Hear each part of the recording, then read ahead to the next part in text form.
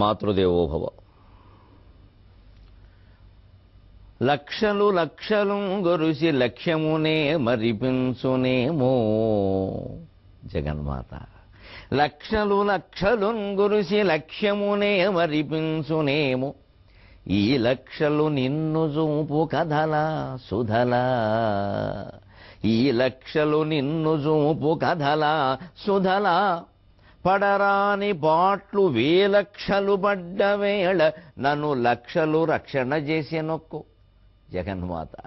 లక్షలు లక్షలు గురుసి లక్ష్యమునే మరిపించునేమో. ఈ లక్షలు నిన్ను చూపు కథల సుధల. పడరాని పాట్లు వేలక్షలు పడ్డ వేళ నన్ను లక్షలు రక్షణ చేసెనొక్కో. ఓ త్రియక్షర రూపిణి, ఓ త్రియక్షర రూపిణి, బ్రతుకు తట్టను మోయగ సాయమౌగదే. ఓ త్రియక్షర రూపిణి, బ్రతుకు తట్టను మోయగ సాయమౌగదే. ఏబిఎన్ ఆంధ్రజ్యోతి ప్రేక్షక మహాశయులందరికీ నవజీవన వేదం అనే కార్యక్రమంలో 899వ భాగానికి స్వాగతం పలుకుతాం. ధనం వచ్చి పడుతుంటే మనిషికి వచ్చేంత గర్వం ఎంత అంతా కాదు. కళ్ళు మూసుకుపోతాయి, బంధుమిత్రులు కనపడరు, కాలుమించి కాలు తీయడు.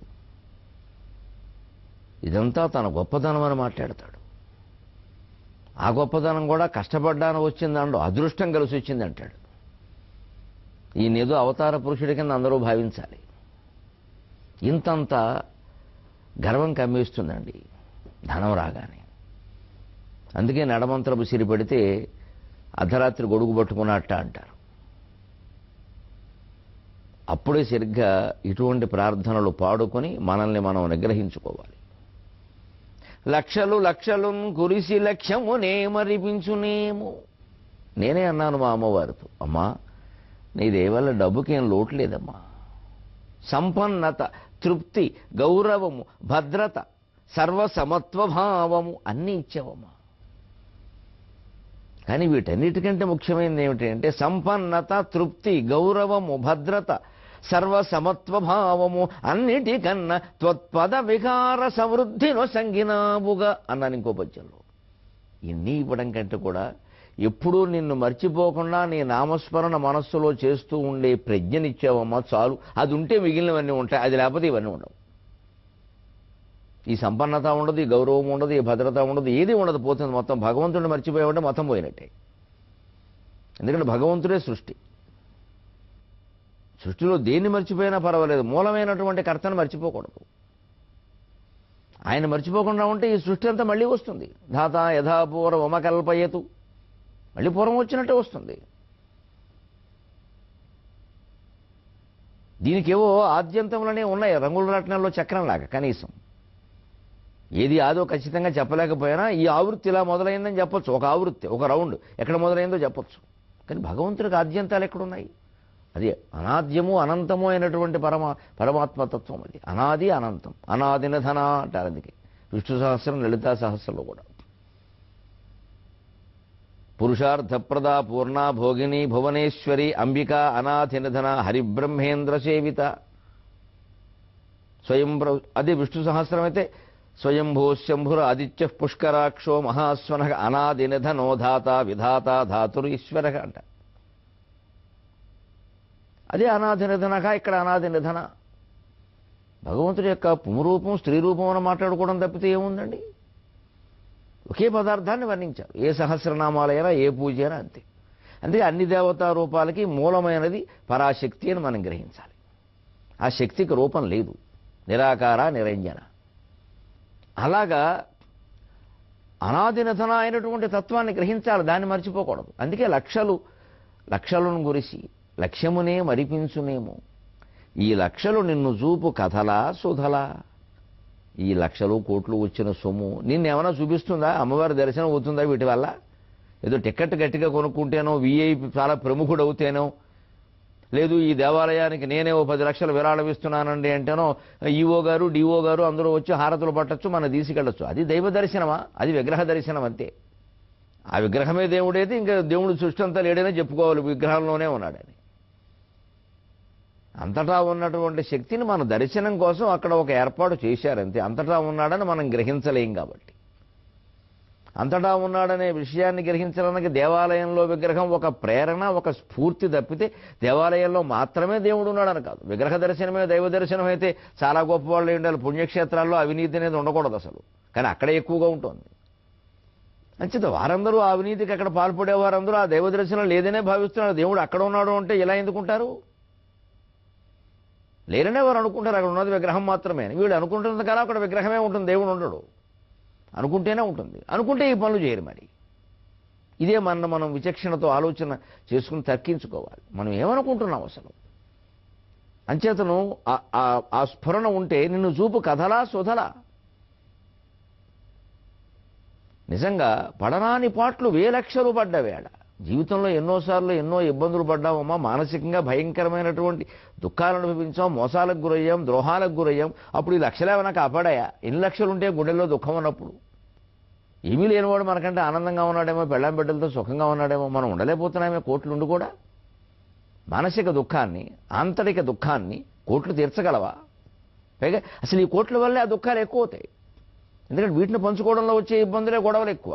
అప్పుడు ఎంతో నమ్మిన వాళ్ళు కూడా మోసం చేసే పరిస్థితి వచ్చేస్తుంది. డబ్బు దగ్గరికి వచ్చేసరికి తమ్ముడు కూడా శత్రువు అయిపోతాడు, కడుపున పుట్టిన బిడ్డ శత్రువు అయిపోతాడు. చూస్తూనే ఉన్నాం జరుగుతున్న విషయాలు కలియుగంలో.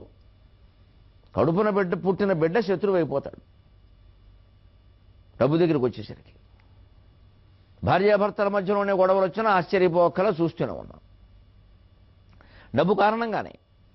మరంచేతను లక్షలు పడరాని పాటలు వేలక్షలు పడ్డ వేళ ఈ లక్షలు రక్షణ చేసేనొక్కో ఇవేమనను రక్షించాయా? అందుకని ఓ త్రియక్షర రూపణి, త్రియక్షరీ దివ్య గంధాఢ్యా సింధూర తిలకాంచిత ఉమాశైలేంద్రతనయా గౌరీ గంధర్వసేవిత. ఓ త్రియక్షర రూపిణి. అకార ఉకార మకారాలు 3 అక్షరాలు సంయుక్తంగా సమన్వితం చేస్తే ఓంకారం అయ్యవు నువ్వేనమ్మా. ఎందుకంటే హిమవంతుడు ఉమా అని పెట్టాడు పేరు. ఉమా అనేది ఎక్కడి నుంచి వచ్చిందండి? వేరే పేరు ఎక్కడి నుంచి పెడతాడు ఆయన అమ్మవారికి? ఓంకారం ఒక్కటే అమ్మవారి పేరు. దానికి ఆయన వేరే పేరు పెట్టలేక ఆయన ఏం చేయాలంటే ఆ ఓంకారంలో అక్షరాలు అటు ఇటు మారిస్తే ఉమా అయింది చూసుకోండి. ఆ ఉకారం అకారం ఉకారం మకారం పొల్లు కలిపితే ఓం, ఆ ఊ కలిపితే ఓ అయింది గుణసంధి మహాోన్నతి మహోన్నతి. ఆ అకారం ఉకారం కలిపితే ఓకారం అయింది, దానికి మకార పొల్లు కలిపితే ఓం అయింది. ఈయనేం చేశాడు? ఈ అకారం మొదట్లో ఉన్న ఒక అకారం తీసుకెళ్ళి ఆ చివరిలో పెట్టాడు, అప్పుడు ఉమా అయింది. ఆ మకారానికి అకారం కలిస్తే మా అయింది, ముందు ఉన్నది ఉమా. ఓంకారాన్నే కొంచెం అటు ఇటుగా చేసి అమ్మవారికి పేరు పెట్టాడు హిమవంతుడు. కానీ కొత్త పేరు ఎక్కడి నుంచి పెడతాడండి? పెడితే ఆవిడ ఊరుకుంటుందా? నాకు దగ్గర పేరు కాదురా అబ్బాయి ఉంటుంది. నిఖిత విఖిత అని పెడితే అదొక పేరు నాకు అక్కర్లేదు ఉంటుంది ఆవిడ. ఇవన్నీ అమ్మవారికి పెట్టే పేర్లే, పెడితే ఓంకారమే పెట్టాలి ఆవిడకి. అందుకని ఓంకార స్వరూపిణి, త్రియక్షర రూపిణి, బ్రతుకు తట్టను మోయగ సాయమౌగదే. ఈ జీవితం ఓ తట్టలా తయారైందమ్మా, కూరగాయల తట్టలాగా. అమ్ముడైతే సరే మిగిలిపోయినవి పుచ్చిపోయినవి ఎవరు తీసుకోరే, అందరూ ఏరుకుంటారే. కూరగాయల తట్ట అవ్వాలని పేడ తట్ట కాకూడదా? ఇంకే తట్ట అయినా కాకూడదా? బరువు అయిన తర్వాత తట్ట బరువు అయినప్పుడు ఏ తట్ట అయితే బంగారం తట్ట అయినా బరువే. ఇది మనం కోరాల్సిన కోరిక, చేయవలసిన ప్రార్థన. లక్షలు లక్షలున్ గురిసి లక్ష్యమునే మరిపించునేమో, ఈ లక్షలు నిన్ను చూపు కథల సుధల. పడరాని పాట్లు వేలక్షలు పడ్డ వేళ నన్ను లక్షలు రక్షణ చేసెనొక్కో. ఓ త్రియక్షర రూపిణి, ఓ త్రియక్షర రూపిణి, బ్రతుకు తట్టను మోయగ సాయమౌగదే. సరిగ్గా ఈ లలితాదేవి ఆధారంగా మనం ఏ సహస్రనామాలు చదువుకుంటున్నామో అందులో ఉండే అంతరార్థమే విజ్ఞాన శాస్త్రవేత్తల ప్రయోగాల్లో కూడా ప్రతిఫలించింది. విజ్ఞాన శాస్త్రానికి విష్ణు ఆరాధన ఏ రకంగానూ విరోధం కాదు, విరుద్ధం కాదు. విష్ణు అంటే భగవంతుడు. భగవద్ ఆరాధనకి పరిశోధనకి ఎక్కడా వైరుధ్యం లేదు, వైవిధ్యం తప్ప. భగవంతుడిని దర్శించడానికి, భగవత్ తత్వం తెలుసుకోవడానికి విజ్ఞాన శాస్త్ర ప్రయోగాలు మరొక మార్గం. ఆ విషయం 20వ శతాబ్దం వరకు జరిగినటువంటి పరిశోధనల కంటే 20వ శతాబ్దంలో జరిగిన పరిశోధనలు ఎక్కువగా తెలియజేశాయి. ఎందుకంటే 20వ శతాబ్దంలో జరిగిన శాస్త్రీయ పరిశోధనలకి ఒక ప్రత్యేకత ఉంది. అంతవరకు విజ్ఞాన శాస్త్రం అనేటువంటి శిశువు నడక నేర్చుకుంది. 20వ శతాబ్దంలో పరుగుబెట్టడం నేర్చుకుంది. నడక నేర్చుకున్న పిల్లాడు తడబడుతూ అడుగులేస్తుంటే ఒక్కసారిగా పరుగుబెట్టడం చూస్తే తల్లి ఎంత ఆనందిస్తుందండి. బిడ్డ పరిగెట్టేస్తున్నాడు, పట్టుకోవడం కష్టంగా ఉందండి బాబు అంటుంది. కానీ ఆనందం లోపల, నా బిడ్డ పరుగెడుతున్నాడని. సృష్టి అయినా అంతే, అమ్మవారైనా అంతే. విజ్ఞాన శాస్త్రం అనేటువంటి తన శిశువు, వైజ్ఞానిక ప్రయోగములు అనేటువంటి తన శిశువు, భౌతిక విజ్ఞానం అనేటువంటి శిశువు నడక కంటే పరిగెట్టడం మొదలుపెట్టగానే అమ్మవారు ఆనందించింది. బాగుందిరా. ఏమో పరిగెట్టి ముందుకు పడిపోవచ్చు, ఎవరికి తెలుసు, కానీ ఆనందం. నడక నడువ నేర్చిన విజ్ఞాన నవ్య శిశువు పరుగులెత్తినది శతాబ్దమునందు ఉర్వి నిన్నేండ్ల అభివృద్ధి ఒక్క ఎత్తు ఈ శతాబ్దముత ఈ ఉర్వి నిన్నేండ్ల అభివృద్ధి ఒక్క ఎత్తు ఒక్క ఈ శతాబ్దముతానొక్క ఎత్తు. విజ్ఞానం అనేటువంటి నవ్య శిశువు 20వ శతాబ్దంలో నడక కాకుండా ఇంకా అభివృద్ధి చెంది పరిగెట్టడం మొదలెట్టింది. చాలా వేగంగా సాగుతున్నాయి పరిశోధనలు. ఆ ఫలితాన్ని బట్టి మరో పరిశోధన సాగుతోంది. ప్రపంచం వేగమయమైంది. పనులన్నీ చాలా వేగంగా జరుగుతున్నాయి. నత్త నడక, తాబేలు నడక ఆగిపోయింది. గుర్రం పరుగు మొదలైంది. విమానయానం మొదలైంది. రాకెట్ వేగం మొదలైంది. కాలము చెల్లిపోయినది కాలు తొలంగగ కాలు పెట్టి తావేలుగ సాగు శోధనకు. దాన్నే చెబుతోంది సముద్రం కవితోటి. కాలము చెల్లిపోయినది కాలు తొలంగగ కాలు పెట్టి తావేలుగ సాగు శోధనకు వేగము వెంబడింపగా రైలు విమానమై అదియు రేకటు వేగమునందుకొన్నది. వేగము వెంబడింపగా రైలు విమానమై అదియు రేకటు వేగమునందుకొన్న ఇక్కాలము ధిక్కరించినది కాలుని చర్యలనైన చిత్రమో. ఇక్కాలము ధిక్కరించినది కాలుని చర్యలనైన చిత్రమో. ఇంతవరకు పరిశోధనలు తాబేలు నడకతో సాగేయ. ఎందుకు ఈ మాట అంటోంది సముద్రం అంటే, నిజంగానే విజ్ఞాన శాస్త్ర పరిశోధన చరిత్రను పరిశీలిస్తే ఏదో నీటి గడియారం, ఇసుక గడియారం దశ నుంచి మనం చూస్తున్న అత్యాధునికమైనటువంటి గడియారం స్థితికి రావడానికి 500 ఏళ్ళు పట్టిందండి. 500 ఏళ్ళు. ఎందుకంటే ఒక పరిశోధన జరిగితే అది వ్యాప్తి చెందే అవకాశం లేదు. ఇవాళ ఉన్న పత్రికల, ప్రసార మాధ్యమాల, టీవీలా ఏమున్నాయండి? ఈ ఫోన్లా ఏమున్నాయి? ఎక్కడో జర్మన్లోనో, జపాన్లోనో, బ్రిటన్లోనో ఒక ఆయన పరిశోధన చేయొచ్చు. అది ఎవరికి తెలుస్తుంది? ఎలా తెలుస్తుంది? పత్రికలు లేవు, టీవీలు లేవు. పక్కవాడికి ఎవరికో చెప్పాలి. ఆయన ఏమంటాడు? ఊరుకోవా, ఉద్యోగం దొరక మేము పెడుతున్నాం, నువ్వేదో ఏగద్వామా అంటావు ఇక్కడ అంటాడు. ఇక వెనక్కి చూస్తుంది తల తిప్పకుండానే, నీకు తెలుసా అంటే, నువ్వు చూసుకోవా, ఎగ్గొడవ మాకెందుకు అంటాడు. అంతే, ఎవరికి చెప్పడం. దానికి తోడు మతాల ప్రభావాలు మనుషులను గుడ్డివాళ్ళని చేశాయి. ఇంకంతే, మత గ్రంథాల్లో ఏముంటే అదే, మీరేం మాట్లాడడానికి వీళ్ళ. అసలు మతమే ఉంటండి బాబు. ఫ్రెంచ్ విప్లవం జరిగి సామ్రాజ్యాధినేతలు అధికారంలోకి వచ్చాక లెవోయిజర్ను ఉరిదీశారు. ప్రజా విప్లవంతో ఏర్పడినటువంటి ప్రభుత్వాలకి శాస్త్రజ్ఞులతో పని లేదని ఉరిదీశారండి లెవోయిజర్ని. ఎంత దారుణం!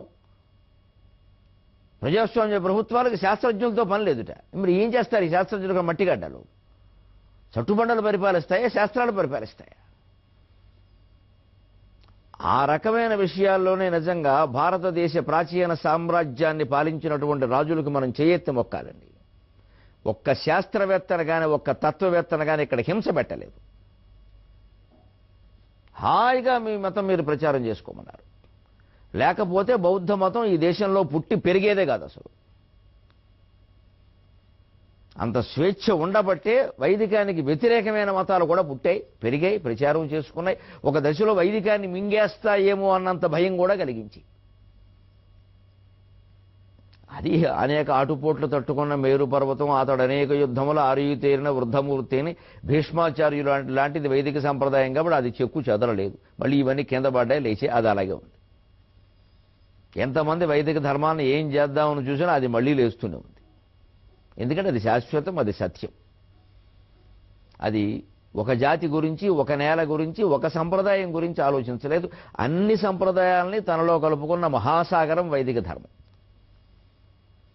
అందుకే మనకి ఒక దేవుడు ఉండడు. అది మనం గర్వించాలి. ఆ విషయంలో దాన్ని గొప్పగా చెప్పుకోవాలి. ఒక రూపం అనేది మనం అంగీకరించవసరం. అనేక రూపాలు ఉంటాయి దేవుడికి. ఆ అనేక రూపాలను ఆరాధన మనం చేసినప్పుడు అసలు ఈ రూపం కూడా దేవుడే, ఈ చూస్తున్న రూపం కూడా దేవుడే. నన్ను మిమ్మల్ని మీకు చూపిస్తూ ఉన్న ఈ టీవీ రూపం కూడా దైవ రూపమే అని అర్థమవుతుంది. సర్వం బ్రహ్మమయం అంటే అర్థం అది. బ్రహ్మైవాహం ఇదం జగచ్చ సకలం చిన్మాత్ర విస్తారితం సర్వం చైతదవిద్యయా త్రిగుణయా శేషం మయా కల్పితం ఇత్థం యస్య దృఢామతి సుఖతరే నిత్యే పరే నిర్మలే చండాలోస్తు సతుద్విజోస్తు గురురిత్యేషా మనీషా మమ అని సగర్వంగా పేర్కొన్న ధర్మం నాది, సగర్వంగా పేర్కొన్న మతం నాది. దానికి చీడ పట్టదు, చెడు జరగదు. ఆ ధర్మమే అటువంటిది. అందుకే వైజ్ఞానిక శాస్త్రంలో జరిగిన అనేక ప్రయోగాలకి వైదిక ధర్మం భయపడలేదు.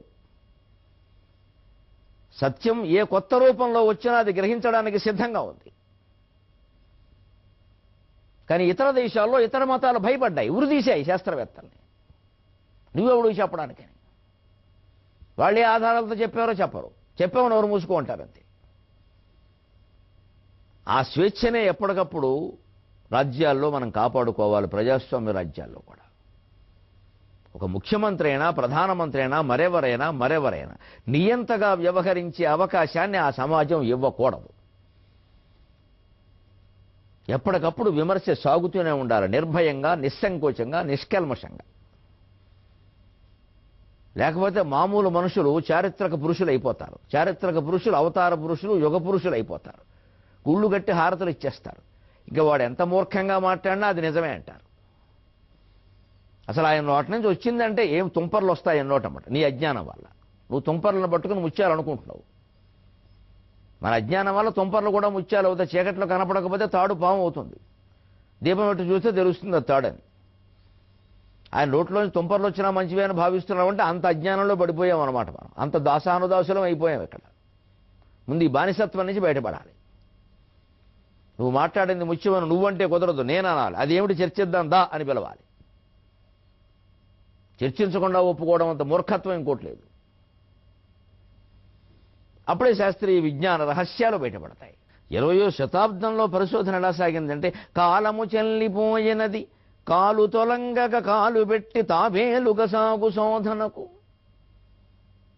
అడుగు తీసి అడుగు, అడుగు తీసి అడుగు, అడుగు తీసి అడుగు పెట్టే శోధన కాదు ఇది. తాబేటి నడక కాదు, నత్త నడక కాదు.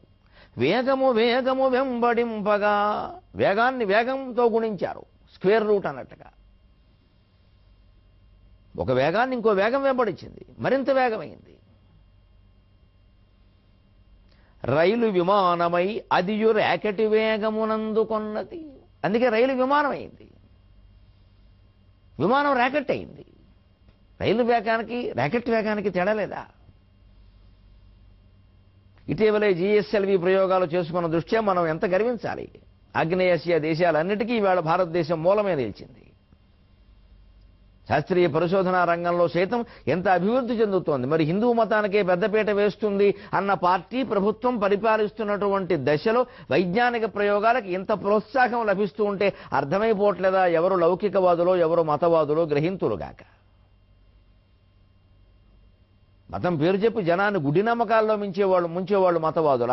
మతాన్ని, శాస్త్రీయ భావాన్ని, సంస్కారాన్ని, జాతీయతా భావాన్ని అన్ని సమగ్రంగా నడిపించేవాళ్ళు మతవాదుల. లౌకికం అంటే ఏది? పరిపాలిస్తున్న నేత నిష్కల్మషుడైతే రఘువంశ మహారాజుల్లాగా, దిలీపుడులాగా ప్రజాక్షేమం తప్ప నాకు ఇంకోటి అవసరం లేదు, ప్రజాసేవయే దైవారాధన అని గ్రహించగలిగితే అన్నీ బాగుంటాయండి. అదే మనం దృష్టిలో పెట్టుకోవాలి. అటువంటి నేతనే మనం సమర్థించాలి. స్నేహం వా ఇది వా సౌఖ్యం యది వా జానకీమపి ఆరాధనాయ లోకస్య ముంచతో నాస్తి మే వ్యధ అన్నాడు రామచంద్రమూర్తి. నా ప్రాణ స్నేహితులను కానీ, నా సుఖభోగాలను కానీ,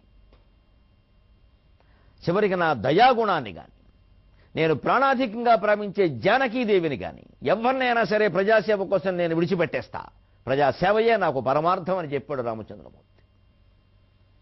అది రామాయణ సారాంశం. అందుకే రాముడు గొప్ప రాజు అన్నాడు. గొప్ప కొడుకు, గొప్ప తండ్రి, గొప్ప భర్త, ఈ యోగ్యతా పత్రాలు ఆయనకు అవసరం లేదు. రాముడు రాజు, అంతే గొప్ప రాజు. పద్యం రాసిన వాడు కూడా లంకాపురి వైరి వెంటి రాజును గలడే అన్నాడు. భామామణి సీత వంటి సాధ్వీయు గలదే అన్నాడు. అది వేరే విషయం. ఆవిడికి సాధ్విత్వం ఇచ్చారు, ఈయనకి రాజత్వం ఇచ్చారు. ఏది ఎలా చెప్పాలో అలాగే చెప్పారు. రాజు అంటే రాముడిలాగే ఉండాలి. రజరకం అంతే, ప్రజాపాలనే ముఖ్యం, కుటుంబ సంబంధాలు ముఖ్యం కాదు అక్కడ. ఇవాళ కుటుంబ సంబంధాలు ముఖ్యమయ్యాక ఏమవుతుందో చూస్తున్నాం మనం అన్ని చోట్ల కూడా. అంచేత అది పోగొట్టుకోవాలంటే ముందు నేను ఈ శరీరం కాదు అని తెలియాలి. ఐన్స్టీన్ పరిశోధనల సారాంశం అదే. రైలు విమానమై అది రేకటి వేగమునందుకొన్న ఈ కాలము ధిక్కరించినది కాలుని చర్యలనైన చిత్రము. చివరికి మృత్యువు కూడా మందు పెట్టే దశకు వచ్చేసిందండి. మృత్యువు కూడా మందు కనిపెట్టే దశకు వచ్చారండి. అలాంటి ప్రయోగాలే సేగ. అలాంటి 20వ శతాబ్ద ప్రయోగాల్లో ఐన్స్టీన్ ప్రయోగాలు చాలా గొప్పవి. ఏమిటి ఐన్స్టీన్ మొత్తం ప్రయోగాల సారాంశం? సాపేక్ష సిద్ధాంతం అంటే ఏంటి? అది మన వేదాంతం, అద్వైత వేదాంతానికి ఎంత దగ్గరగా ఉంటుందో చూడండి. సాగర ఘోష కవి నిరూపణ చేస్తున్నాడు. నేను నాదను రెండు మాటలు, నేను నాది, నేను నాదను రెండు మాటలు, అవి ఏ నిన్ను జగన్మాయలో స్నానం వాడగ పిలిచి ముంచినవి. నేను నాది అను రెండు మాటలు, అవి ఏ జగన్మాయలో, అవి ఏ నిన్ను జగన్మాయలో స్నానం వాడగ పిలిచి ముంచినవి. విజ్ఞానముతో జ్ఞానమున్ జ్ఞానప్రాప్తిని ముక్తి పొందనగు. విజ్ఞానముతో జ్ఞానమున్ జ్ఞానప్రాప్తిని ముక్తి పొందనగు. ఈ సాపేక్ష భావములే ఐన్స్టీను మహాప్రయోగముల సారాంశము గుర్తింపుడి. ఈ సాపేక్ష భావములే ఐన్స్టీను మహాప్రయోగముల సారాంశము గుర్తింపుమి. నేను నాది అని రెండు మాటలే ప్రపంచంలో సమస్త సమస్యలకి, అన్ని రకాల వ్యామోహాలకి, వ్యక్తిగతమైన కక్షల దగ్గర నుంచి ప్రపంచ యుద్ధం వరకు అన్నింటికీ ఈ రెండే కారణమని శంకరాచార్య చెప్పారు. అహం మమ. శంకరాచార్య కంటే ముందే వేదంలో ఉన్న మాట వ్యాసుడు చెప్పిన మాట. ఆయన ప్రచారం చేశారు బాగా, దాన్ని ఆయన ఏమి కనిపెట్టలేదు. ఆ మాట ఆయనే చెప్పారు. వేదం చెప్పింది అదే, వ్యాసుడు చెప్పింది అదే. నేను నాది, అహం మమ. శ్రీకృష్ణుని రోటికి కట్టేయడం కోసం యశోదాదేవి ప్రయత్నిస్తే సరిగ్గా తాడు ఎంత బిగించినా సరే ముడేద్దామనేసరికి 2 అంగుళాలు తక్కువవుతుంది. 2 అంగుళాలు. తదపిద్వ్యంగుళం న్యూనం తదపిద్వ్యంగుళం న్యూనం తేనా అన్యదపి సందధే తదపిద్వ్యంగుళం న్యూనం యద్యదాదత్త బంధనం. ఓ తాడు తెచ్చి కట్టింది, 2 అంగుళాలు ముడికి తక్కువవుతోంది. ఇంకొంచెం పెద్ద తాడు తేవైంది, ఆ తాడు మళ్ళీ చుట్టగానే అది 2 అంగుళాలు తక్కువవుతోంది. ఏమిటి 2 అంగుళాలు? దాన్నే వ్యాస మహర్షి సరిగ్గా అదే బాలుడు మృద్భక్షణ చేశాక, మట్టి తిన్నాక తల్లికి విశ్వరూప సందర్శనం చేయించినప్పుడు చెప్పించాడు ఆ 2 అంగుళాలు ఏమిటో. అక్కడ చెప్పలేదు కానీ ఇంకో చోట చెప్పాడు. సమన్వయం చేసుకుంటూ తెలుస్తుంది. శ్రీకృష్ణుడు నోట్లో విశ్వరూపాన్ని చూసినటువంటి యశోద కలయో వైష్ణవమాయో అనుకోవడం కాదు. అక్కడ ఇంకో పద్యం ఉంది విచిత్రంగా. అసలు మూలంలోకి వెడితే మంచి శ్లోకం ఉంది. అహం మమాసౌపతిరేషమేషుతో ప్రజేశ్వరస్యాఖిల విత్తపాసతి గోప్యశ్చ గోప్యశ్చ గోపాः సహ గోధనాశ్చ యన్మాయయేత్థం కుమతి సమే గతి. అహం నేనంటూ ఒకతనున్నాను ఇక్కడ, నేను అని. మమ అసౌపతి, ఈయన నా మొగుడు నందుడని. నేనని, ఈయన నా మొగుడని. ఏషమే సుతక, వీడు మా అబ్బాయిని. ఈ గోవులు అన్ని గోధనం అంతా కూడా నందుని రాజ్యానికి నేనే అధికారిని. ఈ గోవులు గోపకులు గోపికలు గోవులు అన్నీ మావే అని. ఈ మొత్తం మాయ ఏర్పడడానికి ఏ మహానుభావుడు కారణమో ఆ మహానుభావుడే నాకు శరణం అంది యశోద మూలభాగవతంలో. ఇది అహం మమ. దాన్నే శంకరాచార్య బాగా ప్రచారం చేశారు. ఇది గ్రహించండి అబ్బాయి, వేదం చెప్పిన మాట ఇది అని. ఏతస్మిన్నుదరమంతరం గురుతే అథ తస్య భయం భవతి ద్వితీయాద్వై భయం భవతి. నేను అనే ప్రత్యేక భావన ఎక్కడ వచ్చిందో, స్వల్పమైనా సరే భగవంతుని యొక్క లోపలి భాగంలో కొంచెమైనా సరే, మొత్తం అంతా భగవత్ స్వరూపమైన ఈ సృష్టిలో కొంచెమైనా సరే విడిపోయి నేను అనే భావన ఎప్పుడు వచ్చిందో అంతే అప్పుడు మునిగినట్టే నువ్వు అన్నారు. అదే ఇక్కడ చెప్పాడు కవి. నేను నాదను రెండు మాటలు ఇవియే నిన్ను జగన్మాయలో స్నానం వాడగ పిలిచి ముంచినవి. నేను నాదే అనే రెండు మాటలు ఈ జగత్ అనే మహామాయలో, మిథ్య అనే ఈ జగత్తులో స్నానం చేయమని పిలిచి ముంచేశాయి. స్నానం చేయమని పెడితే పుణ్యం కోసమని పెడతాం మనం, లేదు శరీర శుభ్రత కోసమైనా పెడతాం. ముంచేస్తారంటే వెళతామా? కానీ ఇదంతే, మాయలో ముంచేయడమే. అంచేది ఈ ముంపు నుంచి బయటపడాలంటే ఈ ముంపుకి ముగింపు ఎక్కడా చూద్దాం. ఐన్స్టీన్ ప్రయోగాలకి, శంకరాచార్య సిద్ధాంతానికి, వైదిక ధర్మానికి, ఆధునిక ప్రపంచానికి అన్వయం ఎలా ఉంటుందో 23:30 గంటల్లో అద్భుతమైన ఆవిష్కరణలతో తెలుగు సాహిత్యంలోని పద్యాల ఆధారంతో కూడా తెలుసుకుందాం. రేపు అద్వైత పరిపూర్ణ తత్వాన్ని తెలుసుకుందుకు మీరంతా సిద్ధంగా ఉండండి. సెలవు.